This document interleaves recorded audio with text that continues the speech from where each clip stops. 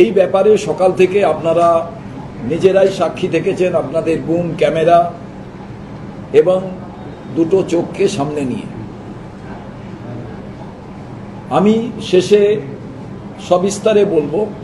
প্রথমেই আমাদের সবার অভিভাবক, আমাদের সবার নেতা, প্রাক্তন সভাপতি, প্রাক্তন রাজ্যের মন্ত্রী, প্রাক্তন সাংসদ প্রদীপ ভট্টাচার্য মহাশয়, তিনি এই যে কালো এক ঐতিহাসিক দিন তৈরি হলো, এই ব্যাপারে আপনাদের সামনে দু একটি কথা বলবে। আর এই প্রোগ্রামের পর আমরা মৌলালি রাস্তা অবরোধ করব, এখান থেকে সবাই মিছিল করে আমরা ওখানে যাব।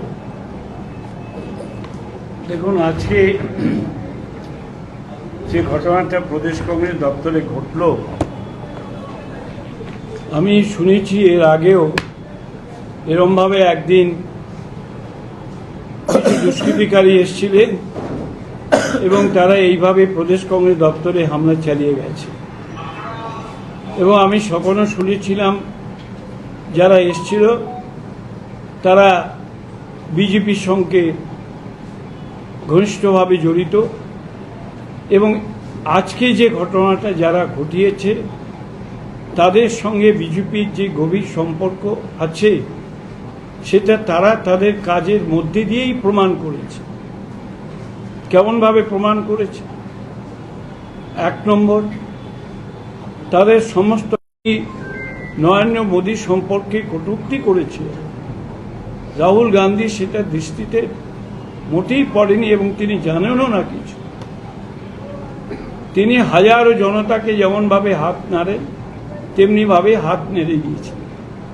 তার জন্য ক্রুদ্ধ হয়ে ভারতবর্ষের স্বরাষ্ট্রমন্ত্রী যদি বলেন যে এই জিনিসের জন্য ক্ষমা না চাইলে কঠিন সংকট পেয়েছেন, তাদের সঙ্গে যে বিজেপির সম্পর্ক আছে সেটা আজকে যদি পশ্চিমবঙ্গ সরকার এবং পুলিশ দপ্তর যদি এই ব্যাপারে কঠোরতম সিদ্ধান্ত গ্রহণ করে এই জিনিস বন্ধ করার ব্যবস্থা না করেন, তাহলে পশ্চিমবাংলার রাজনীতি পলিউটেড হয়ে যাবে, বিষাক্ত হয়ে যাবে। এমনি বিষাক্ত হয়ে আছে, আরও বিষাক্ত হয়ে যাবে। সুতরাং এই ঘটনাকে আমরা সবাই মিলে কন্ডেম করছি এবং আমি মনে করি বাংলার জনসাধারণ এই জিনিস কখনোই বরদাস্ত করবেন না। এই জিনিস যারা করেছে বাংলার জনসাধারণ তাদের ঘৃণাভরে প্রত্যাখ্যান করবে এবং বাংলার জনসাধারণ প্রমাণ করে দেবে যারা করেছেন তাদের সঙ্গে সাধারণ মানুষের কোনো সম্পর্ক নেই।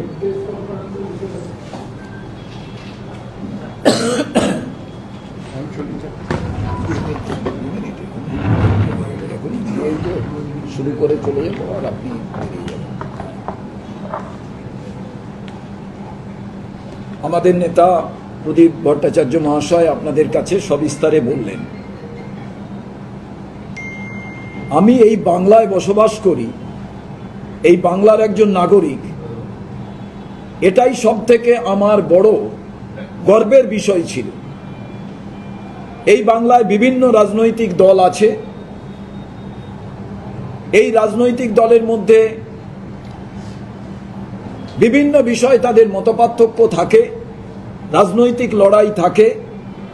এই রাজনৈতিক লড়াইটা আমরা রাস্তায় নেমে সেই রাজনৈতিক দলের বিরুদ্ধে, রাজনৈতিক নেতার বিরুদ্ধে কিংবা আদর্শ নীতিগতভাবে আমরা তার প্রতিবাদ করি। আমি একটা অসভ্য বর্বর কালচার এই বিজেপির মধ্যে দেখতে পেলাম। এর আগেও আমি দেখেছি, চেষ্টা করেছে। আমি সভাপতি হওয়ার পর ঠিক একইভাবে একদিন রাজ্য দপ্তর আক্রান্তের চেষ্টা করার প্রয়াস তারা করেছিলেন, কিন্তু আমাদের কর্মীরা সেদিন ছিলেন এবং এলাকার মানুষ সমবেতভাবে তাদের এখান থেকে ভাগিয়ে দিয়েছিল, দৌড় করিয়ে দিয়েছিল। আমি অবাক হয়ে যাই, সামনেই এন্টালি পুলিশ স্টেশন। এরপর থেকে তারা কিন্তু এই যে রাজ্য দপ্তর তাকে প্রোটেক্ট করতে হবে এই ভাবনাটা প্রশাসনের নেই। যে কোনো রাজনৈতিক দল তাদের অফিসের সামনে সিকিউরিটি ব্যারিকেড অথচ কংগ্রেসের সামনে আমরা দেখি অবাধ মানুষের যাতায়াতের ব্যবস্থা, গাড়ির জ্যাম, বিভিন্ন সময় আমরা বলা সত্ত্বেও প্রশাসন কেয়ার করেনি। আজকে একেবারে সকালবেলা একদল দুষ্কৃতিকারী যারা উন্মাদ, বর্বর, স্যাডিস্ট, মানসিক রোগী, তাদের পাঠিয়ে দিয়েছিল বিজেপি অফিস থেকে, যে সকালবেলা চোরের মতো গিয়ে কংগ্রেসের সম্পত্তিতে আক্রমণ করো, রাহুল গান্ধীকে ছবিতে আক্রমণ করো, এখানকার যারা ছিলেন তাদের ভয় দেখাও, তাদের মেরে ফেলার চেষ্টা করো, মহিলারা ছিল তারা ভয় ভীতিতে সব উপরে উঠে যায়। এমন একটা ভয়ঙ্কর পরিস্থিতি সৃষ্টি হয়, এলাকার মানুষ সবাই মিলে তারা তখন প্রতিরোধ করে। মার খান আমাদের সিকিউরিটির যিনি আছেন সোনাবাবু, এছাড়াও আমাদের সর্বোচ্চ কমিটির এক মেম্বার, তিনি অফিসে ঢুকছিলেন স্কুটার নিয়ে, তার স্কুটার জ্বালিয়ে দেওয়ার পরিস্থিতি তৈরি হয়েছিল। যারা এসছিলেন তারা কংগ্রেসের পতাকা পুড়িয়েছেন, নিজেরাই পতাকা নিয়ে এসে, আর বিজেপির পতাকা নিয়ে জিন্দাবাদ দিয়েছেন বিজেপির। এই যে ছেলেটি এসছিলেন তার সঙ্গে কয়েকজন ছেলে এসছিল, এই দুষ্কৃতিকারী আমরা বিরোধী দলনেতার সঙ্গে খিদিরপুরে তাকে মিটিং করতে দেখি। কিছুদিন আগে তিনি অ্যারেস্ট হয়েছিলেন, বহুবার অ্যারেস্ট হয়েছে। আমরা জানতে চাই বিজেপি এই রকম উন্মাদ মানুষদের কেন রাজ্য দপ্তর আক্রান্ত করার জন্য পাঠান? রাহুল গান্ধী, তাকে আক্রমণ করে কি লাভ? ভারতবর্ষের হোম মিনিস্টার বলছেন রাহুল গান্ধীকে ক্ষমা চাইতে হবে। কিসের জন্য ক্ষমা? আপনি রাস্তা দিয়ে মিছিল করে যাচ্ছেন, কে কি কথা বলল তার জন্য রাহুল গান্ধী দায়ী হবেন? বিহারের পুলিশ তো অ্যারেস্ট করেছে যিনি বাজে কথা বলেছিলেন। কিন্তু অমিত শাহ মহাশয়কে আমার প্রশ্ন,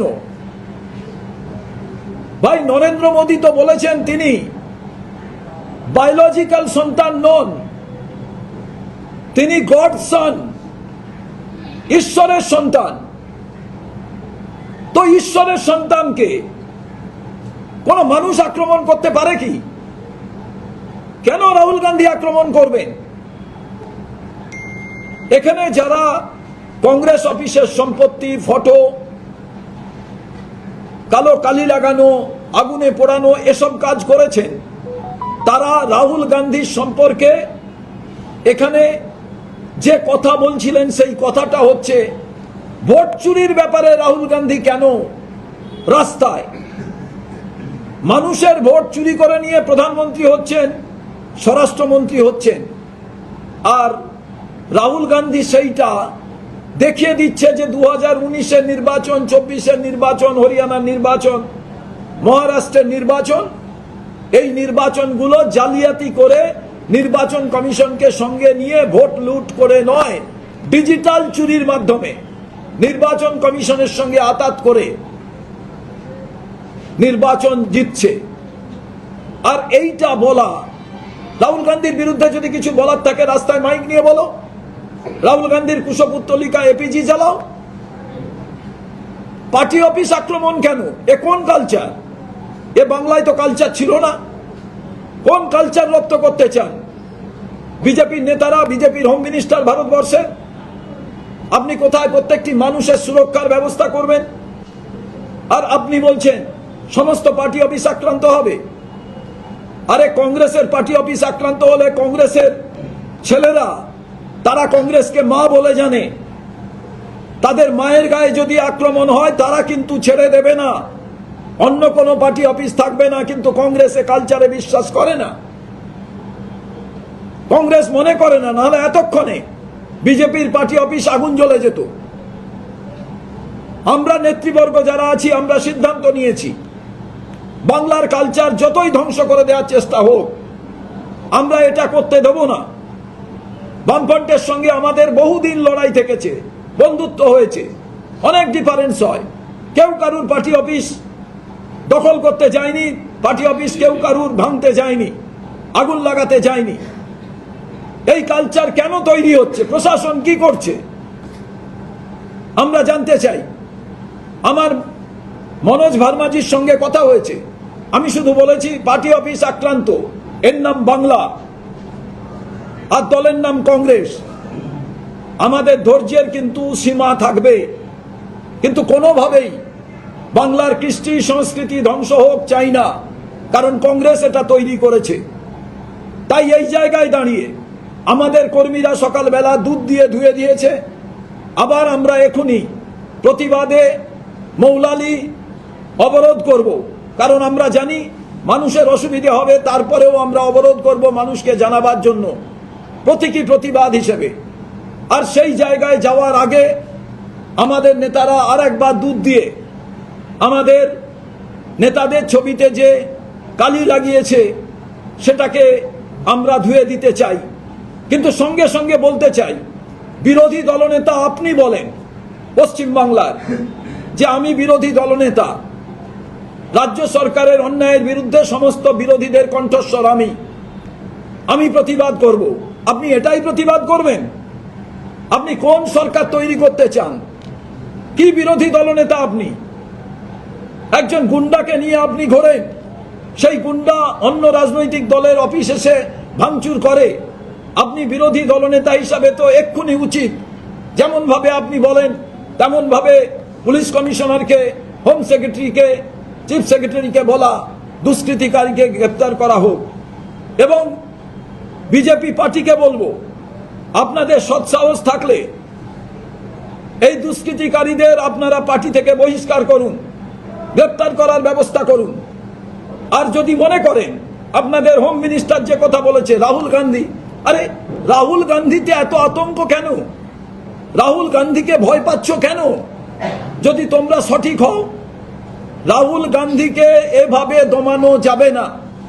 রাহুল গান্ধীর ফটো ছিঁড়ে কালি লাগিয়ে আগুন লাগিয়ে রাহুল গান্ধীকে বন্ধ করা যাবে না, জেলে পুরে বন্ধ করা যাবে না। হাজার হাজার রাহুল গান্ধী তারা কিন্তু কংগ্রেস অফিস পাহারা দেবে, তারা কিন্তু রাস্তায় থাকবে।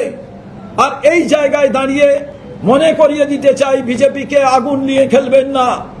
পার্টি অফিসটা আপনাদেরও যেমন আছে আমাদেরও আছে।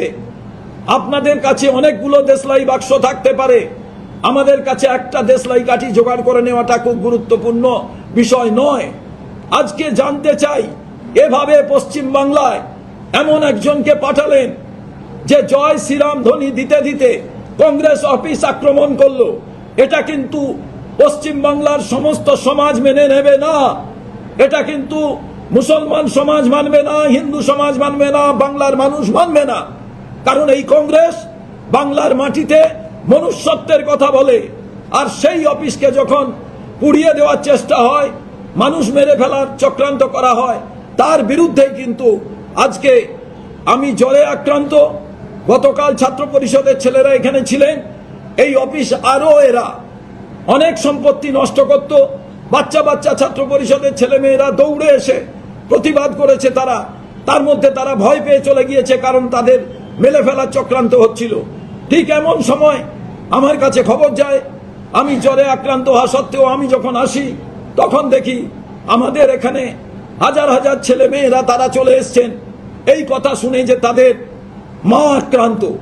তাদের পার্টি অফিস মানে, তাদের পতাকা মানে, তাদের হাতের সিম্বল মানে, তাদের নেতা রাহুল গান্ধী, তাদের নেতা খাড়গেজি, তার উপরে আক্রমণ। কি ভেবেছেন অমিত শাহ আপনি পার পেয়ে যাবেন? যেভাবে গুজরাটকে সর্বনাশের শেষ প্রান্তে পাঠিয়ে দিয়েছেন, মানুষে মানুষে বিভেদ তৈরি করেছেন, আজকে সেই আগুন জ্বালাতে চান পশ্চিম বাংলায়। বাংলায় যারা কথা বলে, পশ্চিমবঙ্গে বসবাসকারী, তাদের যেভাবে বিজেপি শাসিত রাজ্যে আপনারা আক্রমণ করেছেন, আপনারা ভেবেছেন পার পেয়ে যাবেন? এইভাবে গৃহযুদ্ধ বাঁধাতে চান? আমরা তা কোনোভাবেই বাংলায় হতে দেব না। বাংলার মানুষের প্রতিরোধ করবে। আজকে যদি আর কোনোভাবে কংগ্রেসের অফিসের দিকে কেউ তাকায়, তাহলে যেন জেনে রাখে আগামী দিনে বিজেপিরও একটা অফিস পশ্চিম বাংলায় থাকবে না। কোনো এমন শক্তি নেই। ওই ৭৭ জন এমএলএ তারা কিন্তু রুখতে পারবে না। তাই আমি বিরোধী দলনেতাকে বলবো, একজন বিরোধী দলনেতা হিসাবে আরেকজন বিরোধী দলনেতা, তার প্রতি যে সম্মান দেখানো প্রয়োজন সেটা দেখাবার কথা ভাবুন। তা না হলে আপনিও সম্মান পাবেন না। অনেক সিকিউরিটি নিয়ে ঘোরেন, কিন্তু তারপরেও গুন্ডা সঙ্গে থাকে। একদিন সিকিউরিটি ছাড়া, আমার মতো প্রদেশ সভাপতি হিসাবে যেমন উইদাউট সিকিউরিটিতে আমি থাকি, তেমন ভাবে ঘুরুন, তাহলে বুঝতে পারবেন যে বাজারটা কেমন। আজকে তাই আপনাদের কাছে বলি, এভাবে কংগ্রেস অফিস যে আক্রান্ত হলো, যেভাবে আক্রমণ করা হলো, এর তীব্র আমরা বিরোধিতা করি। এবং আগামী দিনে সারা বাংলা জুড়ে, সমস্ত জেলা জুড়ে প্রতিবাদ হবে, কালা দিবস পালন হবে, মহামিছিলের ডাক হবে। এক্ষুনি আমরা গিয়ে মৌলালি অবরোধ করব এবং বিভিন্ন জায়গায়, বিভিন্ন জেলায় ইতিমধ্যে বিভিন্ন প্রোগ্রাম শুরু হয়ে গিয়েছে। তার কারণ, মা যখন আক্রান্ত হয়, বাংলা ভাষাটাও যেমন আমাদের মা, যারা বিহারে থাকেন, ইউপিতে থাকেন, উড়িষ্যায় থাকেন, বিভিন্ন রাজ্যে বসবাস করেন, দীর্ঘদিন এ রাজ্যে থাকেন, তারা হিন্দির থেকে, উর্দুর থেকে, ইংরেজির থেকে তারা বেশি করে বাংলা ভাষায় কথা বলেন। তারা বাংলাকে, তারা মনে করেন আমরাই বাঙালি, এই বাংলাটা আমার। তারা সবাই মিলে ভাবেন এই কংগ্রেসটা আমার। আর সেই কংগ্রেসকে যখন ধ্বংস করে দেওয়ার চেষ্টা হচ্ছে, তখন সমবেতভাবে সবাই আজ উপস্থিত। আমরা আপনাদের কাছে বলতে চাই, কংগ্রেসের ওপরে আঘাত পড়লে কংগ্রেস কর্মীরা তারা কিন্তু এ কথা বলবে, আমরা তোমার শান্তিপ্রিয় শান্ত ছেলে, শত্রু এলে অস্ত্র হাতে ধরতে জানি, তোমার ভয় নেই মা, আমরা প্রতিবাদ করতে জানি। আর সেই প্রতিবাদ এমন ভাবে মুখরিত হবে, তখন অমিত শাহ মহাশয় আপনার হোম ডিপার্টমেন্টের ওই সমস্ত লস্কররা কিছুতেই আটকাতে পারবে না। আমরা ইতিমধ্যেই হোম সেক্রেটারির কাছে এবং আমরা চিফ সেক্রেটারির কাছে জানিয়েছি সবিস্তারে, ইমিডিয়েটলি যারা আক্রমণ করেছিল তাদের যাতে গ্রেপ্তার করা হয়। এবং খোলা চিঠি দিয়েছি আমি বিজেপির রাজ্য সভাপতি এবং বিরোধী দলনেতাকে। তাদের থেকে আমরা জানতে চাই কোন কালচার বাংলায় আমদানি করতে চান আপনারা। বলছেন ক্ষমতায় আসতে চান, সরকার পরিবর্তন করতে চান, এই তার নমুনা। পার্টি অফিস ভাঙার কালচার, একটি রাজনৈতিক দল আর একটি রাজনৈতিক দলের পার্টি অফিস আক্রমণ করবে, এ কোন কালচার? কারণ বাড়ি আক্রমণ করবে, কোন কালচার? এ কালচার তো বাংলার কালচার নয়। কারা আমদানি করতে চাইছেন? কোন বেনিয়া, কোন গুজরাট থেকে কালচার আসছে? তারই প্রতিবাদ আমরা করি। তাই সমবেতভাবে আমরা যারা এখানে আছি, আমরা একটা কথাই বলে দিই, আমার আসার কথা ছিল, আমি দেরিতে আসছিলাম, আমি দেখতাম যে কত বড় গুন্ডারা কংগ্রেসের কর্মীদের ডেড বডির ওপর দিয়ে চলে গিয়ে কংগ্রেসের পতাকাকে নষ্ট করতে পারে। তার কারণ প্রত্যেকে ভয় ধরে গিয়েছে। কংগ্রেস শক্তিশালী হচ্ছে, প্রত্যেক দিন রাস্তায় থাকছে কংগ্রেসের আজ ভয় ধরে গিয়েছে। আর সেই ভয়ের কারণে আজ এরা বিভিন্নভাবে এরা চক্রান্ত করছে, কিভাবে কংগ্রেসকে পশ্চিমবাংলায় দুর্বল করা যায়, ভারতবর্ষে দুর্বল করা যায়। আরে আমাদের নেতার নাম রাহুল গান্ধী, আমাদের নেতার নাম মাল্লিকার্জুন খড়গে, যে ব্লক সভাপতি থেকে সর্বভারতীয় সভাপতি, মেম্বার অফ পার্লামেন্ট থেকে মন্ত্রী, শিখতে হয় না কিছু। আর রাহুল গান্ধী নিপীড়িতের কণ্ঠস্বর, শোষিতের আওয়াজ, তাকে কোনোভাবে দমানো যাবে না। তাকে লড়তে গেলে রাস্তায় আসুন, রাস্তায় রাস্তা দেখাবে। রাহুল গান্ধী দেখিয়ে দিয়েছে রোড সোজ দ্য রোড। তাই আজকে আতঙ্কে রাহুল গান্ধীর ফটোর উপরে আক্রমণ করছেন। এটা তো ওই বাড়িতে বিড়ালকে মেরে ওয়াইফকে শিক্ষা দেওয়ার মতো ঘটনা ঘটাচ্ছেন। লাভ কি? হিম্মত থাকে রাহুল গান্ধীর সামনাসামনি হন। আজকে তার ফটোতে কালি লাগিয়ে, ফটো পুড়িয়ে এভাবে রাহুল গান্ধীকে দমানো যাবে না। আপনাদের যারা পূর্বপুরুষ ছিল তারা পারেনি গান্ধী পরিবারকে দমাতে, গান্ধী পরিবারের কোন সন্তানকে দমানো যাবে না। আর আমাদের নেতা রাহুল গান্ধী মানে অন্যায়ের বিরুদ্ধে আওয়াজ, অন্যায়ের বিরুদ্ধে আওয়াজ, অন্যায়ের বিরুদ্ধে প্রতিবাদের কণ্ঠস্বর। অতএব আমরা মনে করি এই আক্রমণ, এটা বাংলার ওপরে আক্রমণ, শুধু কংগ্রেসের মানুষের ওপরে আক্রমণ নয়। তার কারণ এই কংগ্রেস ছিল বলে এতগুলো রাজনৈতিক দল বাংলায় সৃষ্টি হয়েছে, গণতান্ত্রিক পরিবেশ তৈরি হয়েছে। তাই সবাই মিলে আসুন, প্রতিবাদে সোচ্চারিত হন। বিশেষ করে যারা আজকে মিডিয়ার মানুষ আছেন, আপনি ভাবুন, এরা যদি রাজনৈতিক দলের পার্টি অফিসেই করতে পারে, কালকে তো আপনাদের দপ্তর, আপনারা যদি স্বাধীনভাবে কোনো খবর চালান তাহলে তার উপরেও আক্রমণ হবে। আজকে এই পরিবেশ তৈরি করেছে বিজেপি, তার বিরুদ্ধে সবাইকে সজাগ হতে হবে। যে গুন্ডারা এখানে এসেছিলেন, আমি বলি স্যাডিস্ট, মানসিক রোগী এবং ক্রিমিনাল, এদের নিয়ে যদি কোনো রাজনৈতিক দল ভাবে যে এরা সম্পদ, তাহলে সেই রাজনৈতিক দলকে তার উত্তর দিতে হবে। নমস্কার। হ্যাঁ,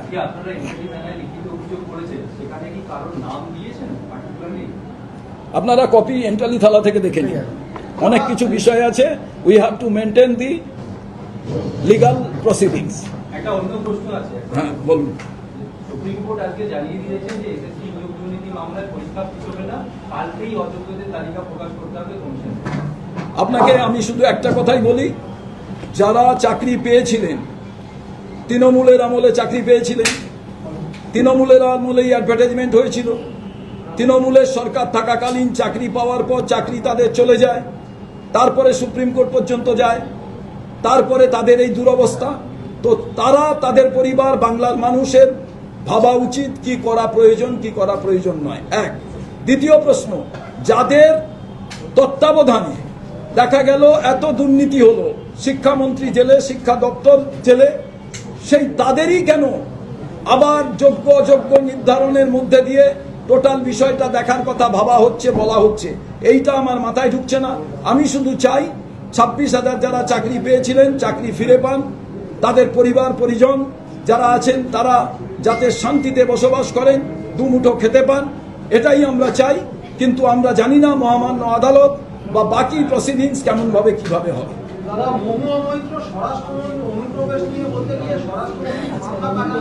এখন পার্টি অফিস আক্রান্ত, ওটা নিয়েই আমি আপনাদের কাছে বলবো। এবার বাকি এই যে অনুপ্রবেশ নয়, এ বিজেপি চাইছে মুসলমানদের তাড়িয়ে দিতে, বিজেপি চাইছে হিন্দুদের তাড়িয়ে দিতে। প্রথমে ভেবেছিল হিন্দুরা মনে হয় থাকবে, আজ মতুয়া সম্প্রদায় তারাও এসে বলছে আমরাও সুরক্ষিত নয়। আগে আমরা ভাবতাম যে মুসলমানদের খালি তাড়িয়ে দেবে, এখন হিন্দুদেরও তাড়াচ্ছে। বিহারে 65 লক্ষ ভোটার তারা বাদ যাচ্ছিল রাহুল গান্ধী না হলে। এই আধার কার্ড নিয়ে আপনি প্রধানমন্ত্রী, আপনি স্বরাষ্ট্রমন্ত্রী, আর যেদিনই হয়ে গেলেন তারপরের দিন বলছেন আধার কার্ড আর ভোটার কার্ড মানি না। আপনি রেশন কার্ডের লোককে খাবার দিচ্ছেন বলে গর্ব অনুভব করছেন, আবার সেই রেশন কার্ড আপনি মানছেন না। এটা দ্বিচারিতার সরকার।